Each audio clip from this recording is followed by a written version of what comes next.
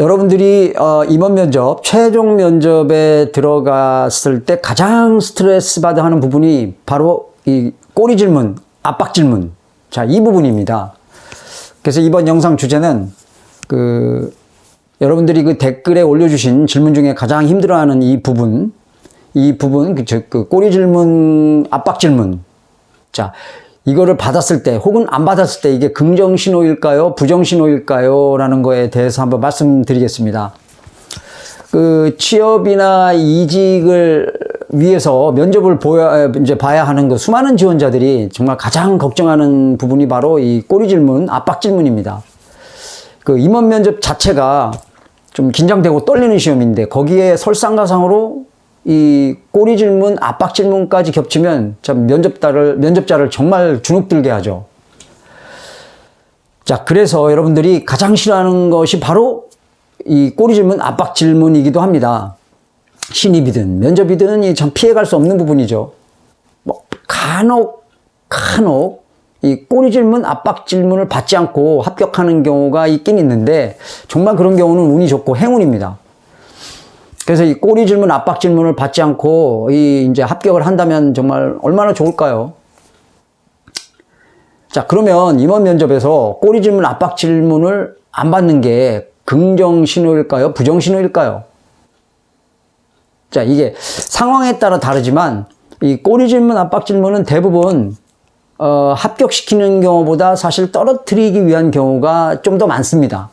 예를 들어서 갑자기 지방 발령을 내면 어떻게 하겠느냐, 또는 상명하복에 대해 어떻게 생각하느냐, 상사와의 갈등이 생기면 어떻게 하겠냐, 업무가 적성에 맞지 않으면 어떻게 하겠냐, 왜 우리가 당신을 채용해야 하겠냐, 왜 당신을 채용해야 하는가, 이런 질문도 있죠. 자, 이렇게 이제 어떤 질문은 단순한 압박 질문용이 있습니다. 그러니까 직업 의식이나 어떤 직업 윤리 혹은 삶의 가치관 이런 것들을 물어보기 위한 단순한 압박 질문이 있지만 이 꼬리 질문을 막 유도하게 되는 정말 주눅들게 하는 압박 질문은 따로 있어요. 자, 그런 질문들은 사실 지원자, 면접자 이력서에서부터 면접자의 어떤 조금 애매모호한 답변, 여기에서 파생되는 겁니다. 그래서 그런 것들을 굉장히 좀 조심해야 되는데요. 그래서 제가 두 가지의 꼬리 질문, 압박 질문, 두 가지 경우의 수로 제가 이 영상을 이렇게 만들어 봤습니다. 좀 여러분들 이해하기 쉽도록. 자, 그래서 첫 번째는 꼬리 질문, 압박 질문을 나한테만 물어보는 경우, 그리고 두 번째는 꼬리 질문, 압박 질문을 나한테만 물어보지 않는 경우, 이렇게 두 가지로 말씀드리면 여러분들이 좀 더 이해하고 준비하는 데 도움이 되지 않을까 생각이 됩니다. 자, 첫 번째, 꼬리 질문, 압박 질문을 나한테만 물어보는 경우. 자, 이거는 긍정 신호일까요? 부정 신호일까요? 자, 이걸 가지고 한번 말씀드리겠습니다. 점수가 높았던, 즉, 합격선에 들어온 면접자에게 좀, 멘탈 부분이 강한지, 한번 물어보려고, 좀 꼬리 질문, 압박 질문들을 막 던지는 경우가 바로 이 경우, 첫 번째인 경우입니다. 자, 임원 면접에 이제 임원 면접관들이, 자, 어느 정도 이제 1차, 서류 전형 1차, 인적성 검사 이런 걸 통해서 어느 정도 검증이 됐고, 높은 점수를 받아서 이제 최종에 올라왔습니다. 그래서 이제 이 지원자, 면접자가 어느 정도 합격선에 있고, 좀, 다른 사람들하고 틀리게 좀 스펙이 좋은 그런 부분도 있고 해서, 자, 이 지원자의 멘탈은 어떤가? 좀 멘탈이 강한가, 약한가, 어떤 열정이 있는가, 진정성이 있는가, 이런 것들을 좀 물어보기 위해서 꼬리 질문, 압박 질문을 막 던지는 경우도 있습니다. 그래서 요걸 이제 첫 번째 경우로 제가 잡아서 말씀드렸는데요.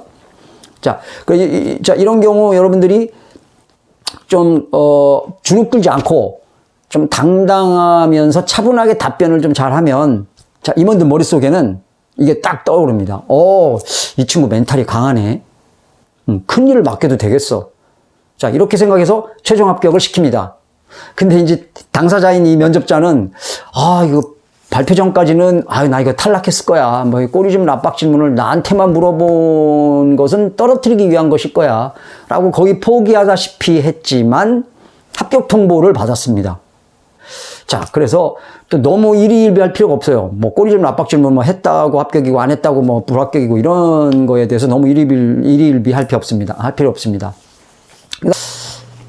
자, 두 번째, 꼬리질문, 압박질문을 나한테만 물어보지 않는 경우, 긍정 시그널일까요? 부정 시그널일까요?에 대해서 말씀드리면, 자, 이런 경우는 이미 서류 전형, 인적성 검사, 1차 실무 면접에서 좋은 점수를 받고 올라와서 합격이 이미 어느 정도 이렇게 좀 내정된 경우, 임원들에게도 좀 통보가 좀 돼서 뭔가 이제 좀, 합격을 시켜야 되겠다. 이런 어떤 그 내부 분위기가 형성이 됐을 때, 이럴 때 아예 안 물어보는 경우가 있습니다. 안 물어보고 다른 사람들 탈락을 시켜야 되잖아요. 자, 이런 경우는 임원들이 이제, 그 최종 면접에 들어와서 그 사람을, 내정된 사람을 이미 이력서를 이렇게 보면서 옆에 이렇게 알고 있어요. 옆에 이렇게 살짝 이력서를 빼놓거나 그 외의 사람들인 경우에 이제 압박질문, 꼬리질문을 막 물어보고 이 합격을 내정한 이 사람한테는 아무것도 안 물어보는 경우가 있어요. 그러니까 꼬리질문, 압박질문에 대해서 안 물어보는 경우가 있어요. 자, 이런 경우는 오히려 또 그 합격에 어느 정도 내정돼 있던 이 당사자, 면접자는 나한테는 뭐 전혀 관심이 없는지 압박질문 뭐 이런 거 하나도 안 물어보네. 또 그래서 이분은 떨어진 줄 알고 이렇게 생각하고 있다가 나중에 합격 통보를 받습니다. 그래서 이 면접자는 이건 완전히 탈락이겠구나. 뭐 이렇게 이제 했다고 하는데 그렇게 생각하실 필요 없습니다. 뭐 너무 형편없어서 안 물어봤다면 몰라도 뭐 그 정도 형편없다면은 최종 면접에까지 못 올라왔겠죠. 그러니까 이 압박질문, 꼬리질문을 나한테만 안 물어봤다고 이게 떨어진 게 아닙니다. 그래서 이런 경우는 10중 8구 어느 정도 내정이 돼 있기 때문에 이 당사자한테는, 그러니까 압박질문, 꼬리질문을 굳이 물어봐서 주눅들게 하고 당황하게 할 필요가 없었던 겁니다. 자, 그래서 이렇게 크게 두 가지 경우로 나눠볼 수가 있습니다. 신입직인 경우는 지원자가 많기 때문에 이제 다대다 면접을 보게 되고, 그래서 빨리빨리 많이 떨어뜨려야 되는 것이 또 신입직이기도 합니다. 그래서 오히려 신입직은 이제 꼬리질문, 압박질문이 이제 경력직보다 굉장히 많은 편이에요. 자, 그래서 이러한 압박질문을 받지 않고 합격되는 경우는 정말 큰 행운이라 하겠습니다. 그래서 특히 이제 신입직인 경우는 꼬리질문, 압박질문이 가능한 한 들어오지 않도록 방어할 필요가 있는데, 물론 뭐 경력직도 뭐 그럴 필요가 있죠. 자, 여러분 그 방어 방법이 있습니다. 방어 방법. 그 다음 영상을 기대해 주십시오. 여러분, 그 많은 분들이 자기도 모르게 압박질문, 꼬리질문의 빌미를 제공하는 경우가 참 많습니다. 그래서 다음 영상에서는 이번 영상의 후속편으로 그 임원 면접에서 압박질문, 꼬리질문을 피하기 위한 최고의 방법을 말씀드리도록 하겠습니다. 기대해 주십시오. 그럼 다음 영상에서 뵙겠습니다. 시청해 주셔서 감사합니다. 주니컴 주로